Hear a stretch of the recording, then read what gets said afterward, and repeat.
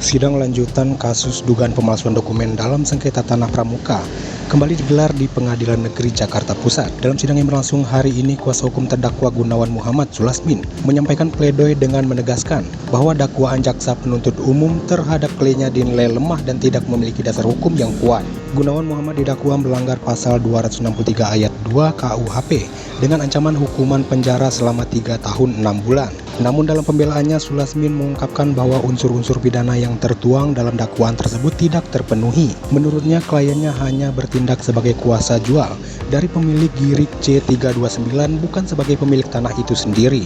Sulasmin juga mempertanyakan tuduhan penggunaan surat palsu untuk kepentingan pribadi. Hingga saat ini belum ada putusan pengadilan yang menyatakan bahwa dokumen Girik C329 adalah palsu. Dengan demikian, kata Sulasmin, dakwaan tersebut tidak berdasar.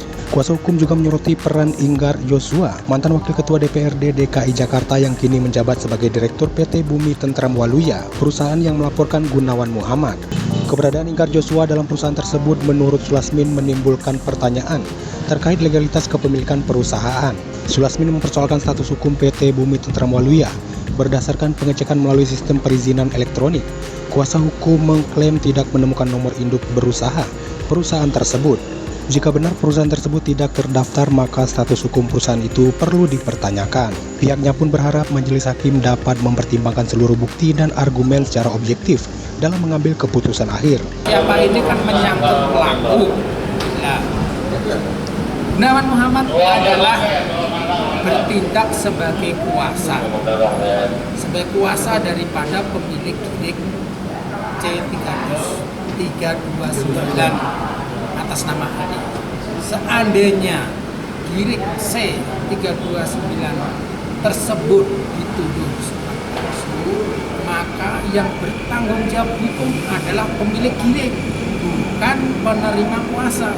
Posisi Pak Gunawan adalah penerima kuasa yang bertindak untuk dan atas nama pemilik Girik untuk menjualkan tanah Girik C329 tersebut.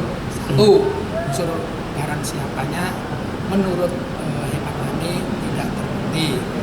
Dua, mengenai barang siapa menggunakan surat palsu untuk kepentingan pribadi, itu pun menurut hemat kami juga tidak memenuhi unsur-unsur pidana. Karena apa?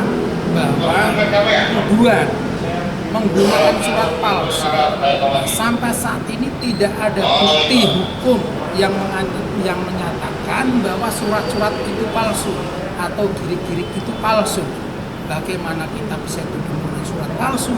Ini proses hukum, semua harus berdasar hukum.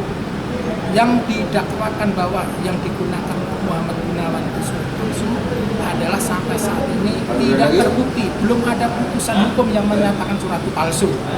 362 ayat 2. Setahu saya, Inggar Joshua ini adalah melanjutkan daripada PT Tentram Waluya yang dulu punya Adi Supriyatna. Ketua DPRD DKI. Ya, waktu itu. Sehingga saya kira Inggar Joshua itu tidak tahu persis sejarah atau asal usul daripada PT Tentram Waluya, kan begitu. Makanya dalam hal ini dia kan di tengah jalan mengambil alih kan daripada PT Tentram Waluya. Taunya itu tanah Tentram Waluya, padahal semua dokumen yang berupa SP3L ataupun SPPT itu semua kan dilakukan. Bahkan SPPT sendiri telah dibatalkan oleh Pengadilan Tata Usaha Negara sampai tingkat TK, kan begitu. Karena itu menurut hemat kami pelapor ini adalah tidak mempunyai hak kepemilikan atas tanah di Jalan Pramuka, gitu.